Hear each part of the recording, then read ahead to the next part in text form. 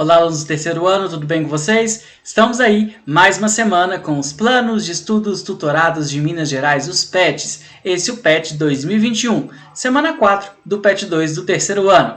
Lembrando que no final do vídeo tem uma playlist com todas as semanas aí que eu já gravei do PET 2 e que todo domingo tem vídeo novo aqui no canal. Por isso, não se esqueça de se inscrever no canal, dar like nesse vídeo, curtir, comentar e compartilhar com os colegas de vocês, beleza? Bom, agora pegue seu caderno e vamos juntos fazer as atividades dessa semana. Pessoal, essa semana a gente vai falar da Lei de Terras de 1850, caminho para ampliação da desigualdade social no Brasil. Então a gente vai ver como que essa lei, o que foi essa lei, quais os efeitos, né, dela para a sociedade brasileira.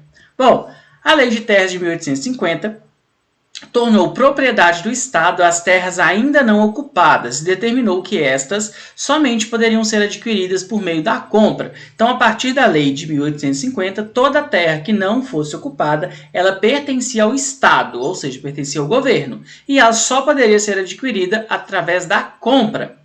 Na prática, isso favorecia os grandes fazendeiros, que contavam com recursos financeiros para adquirir as terras, e desfavorecia quem não tinha posses. Então, quem tinha dinheiro podia comprar essas terras. Então, os grandes fazendeiros vão comprar essas terras. Além disso, um decreto de 1854 regulamentou a Lei de Terras, determinando a medição, a legalização das posses e o registro das propriedades. Então, se em 1850 se fez a lei que todas as terras, né, que eram desocupadas pertenciam ao Estado, em 1854 vem uma lei que fala, olha, toda propriedade rural, né, toda propriedade de terra, ela tem que ser medida e legalizada, né, o registro tem que ser feito. Qual que é o grande problema? Olha só, o valor para registrar a propriedade era excessivamente alto para pequenos e médios proprietários, o que levou muitas pessoas a perderem suas terras. Então, o valor era muito alto para quem tinha pouca terra. Então, muita gente acabou perdendo as suas terras porque não tinha como regularizar, né, a sua situação. Então a gente percebe como que o governo ele tentou de todas as formas tirar a possibilidade, né, dos pequenos proprietários manterem as suas terras e principalmente, né, daqueles que não tinham, né, muitas posses comprar, né, adquirir uma terra. Os historiadores, em sua maioria, defendem que essa lei preparava o país para o fim do trabalho escravo, impedindo ex-escravizados e imigrantes de terem acesso à terra, ou seja, privando-os de se tornarem pequenos agricultores.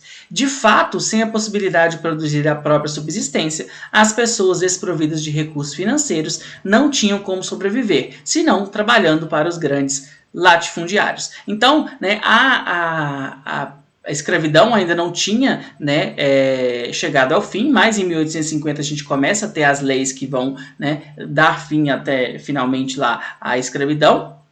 E a Lei de Terras foi uma preparação para isso, porque a partir da Lei de Terras, os ex-escravizados perdem o acesso a essa terra, porque eles precisariam de recursos financeiros para comprar uma terra, né, e recursos financeiros para regularizar essa terra. Então, essa lei ela vai inibir, né, isso de acontecer. Além disso, ela vai impedir também que imigrantes, né, que vieram para o Brasil para trabalho possam ter acesso à terra, comprar a terra e ter a sua própria terra. Como eles não tinham a própria terra, eles tinham que trabalhar na terra dos outros. Então, olha como que uma lei ela vai impactar diretamente a sociedade e ela vai trazer aí consequências, né, por um período de tempo muito longo no Brasil. Então, essa lei ela não foi feita à toa, ela foi feita justamente para não deixar as pessoas mais pobres, as pessoas mais humildes, os ex-escravizados, os imigrantes, adquirirem terras.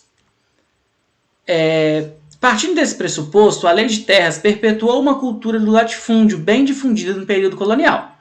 Uma de suas principais consequências foi a dificuldade criada para o acesso à terra pelas camadas mais pobres da população e pelos imigrantes, que se viram obrigados a trabalhar nas grandes fazendas de café, na medida em que elevou o preço da terra, exigindo também o pagamento à vista e em dinheiro no ato da compra. A lei contribuiu para manter a concentração fundiária que marca a realidade brasileira até os dias de hoje. Então, a gente já comentou isso aí. Essa lei ela vai favorecer aqueles que já tinham terras, aqueles que já eram ricos, né? Por isso, concentração fundiária, concentração de terras na mão de poucas pessoas. Então, olha como que esse processo, né, ele vem lá de 1850, ok? A gente tem aí algumas charges, né, no pet de vocês. A primeira, olha só, a gente tem aí um senhor simples, né, segurando a mão do filho, até onde a vista alcança, nada disso é seu, meu filho. E do outro lado a gente tem uma propriedade cercada, né, e a gente tem aí as várias placas. Olha, propriedade do senhor todos da Silva. Silva pai, Silva júnior, Silva avô, Silva filho. Então, nas placas aí. Aí o menininho fala para os pais aí: mas papai, eu ouvi dizer que todos têm direito à terra, por que não temos a nossa? Então, essa charge faz justamente uma crítica a isso, né? Essa perpetuação da grande propriedade de terra, em que os grandes fazendeiros continuaram com grandes fazendas e puderam adquirir cada vez mais. Agora vamos à parte que vocês mais gostam, né? Vamos aí às atividades. Na número 1, com base na leitura dos textos motivadores apresentados abaixo e no conhecimentos construídos ao longo de sua formação, redija texto dissertativo argumentativo em norma culta e escrita da língua portuguesa sobre o tema A Questão Fundiária no Brasil, apresentando experiências ou propostas de ação social que respeite os direitos humanos. Selecione, organize e relacione de forma coerente e coesa argumentos e fatos para a defesa de seu ponto de vista. Então, o pessoal está pedindo uma redação, né? É muito importante que no período em que vocês estão, vocês treinem bastante a redação, né? Porque ela traz uma pontuação importante aí no Enem, né? E também em outros vestibulares. Então, é muito bom, muito importante que vocês aí treinem, né, e se esforcem para fazer essa redação. Contem com a ajuda também dos professores de língua portuguesa de vocês. E aí tá falando dos textos, né, motivadores, né? Os textos motivadores, olha só, o primeiro texto motivador aí, ó. A reforma agrária é o conjunto de medidas para promover a melhor distribuição da terra, mediante modificações no regime de posse e uso, a fim de atender aos princípios da justiça social, desenvolvimento rural, sustentável e aumento de produção. Então, aí uma definição do que é reforma agrária, ok? E no texto 2, a Lei 601, de 18 de setembro de 1850, amplamente conhecido como Lei de Terras, foi o dispositivo legal que pela primeira vez buscou regulamentar a questão fundiária no Império do Brasil.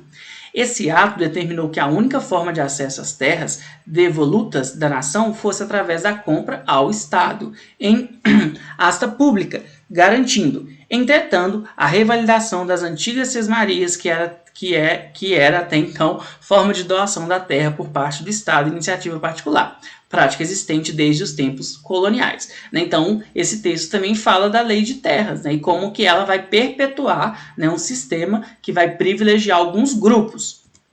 O texto 3, né, a gente tem a reforma agrária no país, e a gente tem aí os vários pedaços de terra: tetravô, tataravô, bisavô, avô, pai, filho, pai. Então, é como se a terra fosse, não é de todos, né? A terra sempre pertenceu às mesmas famílias. Então, vocês vão justamente fazer um texto aí a respeito disso, né? Voltando aqui, olha só. A questão fundiária no Brasil, apresentando experiências ou propostas de ação social que respeitem os direitos humanos. Isso é muito importante, né, que é cobrado hoje, que vocês respeitem aí, né, os direitos humanos dentro dessas ações que vocês propõem. Trouxe para vocês algumas dicas aí para essa redação. Olha só, entenda o tema. É preciso analisar a proposta de redação e ver qual a importância no cenário atual. Então, pense no que você vai escrever.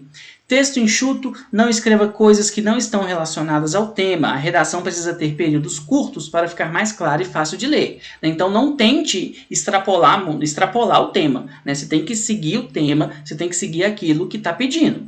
Argumentos. A redação precisa conter argumentos bem conectados. Então, argumente. Por que você acha que essa saída é melhor? Quais os motivos? O que te leva a acreditar nisso? Não seja óbvio. Escrever pontos óbvios deixa a redação chata e sem criatividade. Solução. Não se esqueça que a redação tem o objetivo de solucionar algo. Então, na conclusão, você precisa avaliar e ver quais serão as soluções para o tema abordado. Beleza? Então, contem com a ajuda dos professores aí de língua portuguesa de vocês e produzam esse texto que é bom para vocês treinarem aí para o Enem. Beleza? Bom, pessoal, então é isso. Boa semana, bons estudos. Não se esqueça de se inscrever no canal, dar like nesse vídeo, curtir e comentar. Na semana passada, eu pedi para quem assistiu o vídeo até o final comentar aqui embaixo e a gente tem aí alguns comentários da Brenda Oliveira, de Diamantina, Minas Gerais, e também do Luiz, de Ponte Nova. Então, Um grande abraço aí pro pessoal de Diamantina, pessoal de Ponte Nova também, beleza? Então, muito obrigado e até a próxima. Valeu!